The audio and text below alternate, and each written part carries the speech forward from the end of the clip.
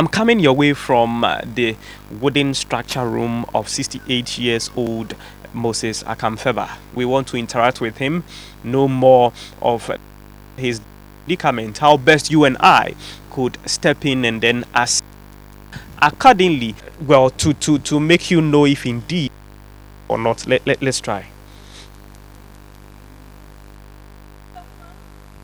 So at least that's an indication. You, may we know something brief about you before you started working with the University of Ghana? What were some other things you were doing before you were even employed? I came from the north to south. I came and stayed at Kumasi, Shiobua, and I had a work at Labor Department in 1910 June 1970. And from there, the one who employed me at Kumasi over there came back to Accra here. And I was there. I'm not feeling happy, so I joined him, and he was the one who employed me at the University of Ghana. Oh, okay. Yeah. But up there in the Upper East, what were you doing? Oh, I was taking care of my father's cattle, sheep and cows. That's my work I'm doing at that time. I came to South when I was 16 years old. 16 years old. I came to South, yeah. Okay. So why wouldn't you at the time stay up north to work on your father's farm or even help raising the cattle? Oh, my good son. Everybody liked to live at his hometown and work there. But in the condition of my side, I was fatherless and motherless. So there's nobody take care of me in the education side. So that's why I ran down to South. So at what age did you lose your parents? Oh, I lost my father when I was 7 years old. Okay. And my mother left me in 1956. He left the house in 1956. So as 16-year-old boy, you came down to Accra. Or even Kumasi first, but what was the experience? Because you were still young at that time. Yeah, when I came to Kumasi there, I want to go to school, but my brother, I think he said the condition, financial problem is not good, so I have to go and sell fruit. Right. So now you started working with the University of Ghana as a security official, and then you started encountering the problems. Let's start. What happened to your eye?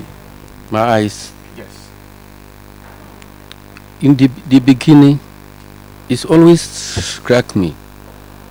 Then, instead of me to take care to the hospital, I didn't bury it, work with it. Then at long last, from 6 going, I could see that I can't see far. And then there's a rainbow always on my eye top. So I said, no, this thing, I have to check up. So they told me that it's glaucoma or glaucoma, this thing. Then I have to check out the hospital. So I went to the hospital.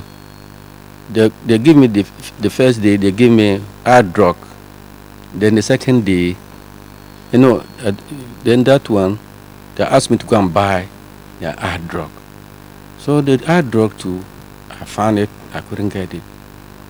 So it took me about another 6 months. When I went back, then the bank told me that I didn't get the medicine quick. My eyes, it won't work. My sight I'll lose my sight. So it means you delayed in going to the hospital. But what happened to your leg? My leg, that's what I'm saying. It was that the rainfall, and here is more. So I put on chalwati. So I hear something caught my underfoot, the fingernail caught there. So I hear the pains small, but I didn't take it seriously. So it took me 3 days. So I hear the pains small. So I put my hands. That time my eyes were not so much clear. So I use my hand to touch and see, and I see, yeah, there's something caught under the finger down there. So instead of me to take care of it, to go in for tetanus injection, I was using hot water, smarting it. So later I said, no, I have to go to the hospital. So I went to the hospital, then they told me that it's tetanus. So if I don't take time, my leg will off. So they treated it, they do. Then they put me for admission, and they see how the thing's going on. They have to put off my leg. It's my own carelessness that the thing happened. Because like if I take it care quickly, I don't think it will happen that way. So I don't feel any. I feel sad the way I am. And now, if I want to go to North, it's hardly for me to go to North. I made my mind to go home, but because of this fat blood, the rubber matter, every 3 months I have to change it. I can't travel with it. I should have gone and stay at hometown. You can see that he's now shedding tears. He's crying, expressing how concerned he's become and how troubled he is. Just see these tubes running through or in between his thighs. He's not passing out water as ideally he should, or as some of us do. So we want to also know from him why this is the case. So we can see tubes connected through your panty. What happened? Yeah, that one. Though it came later, I have the disease later. I think after my leg, where they cut my leg finished, when I see that I can't renew it properly. So I complained to the nurses that they are on the mission. Then the nurses come and then check, and they see that there's a fat blood cancer, what and what. So they put me the, what do you call it, the rubber. So that's how it came. When the thing came, I was my body swallowed, my legs swallowed. So before they found out that is that disease had me, that's why. In fact, thank God I'm still alive. As I don't have a wheelchair, I have to come evening time. I come and sit down here, then he will bath me, and he bath me. Then I have a crutches here. Then I use the crutches for my bed top. If I'm feeling toilet, we have something. Then if I sit up top, then you send it to the toilet outside and pour it again and wash my rubber back from. She's doing a lot for that one day. Challenging about, are you on medication? Yes, because of changing of this, the rubber. Every 3 months I have to visit the hospital.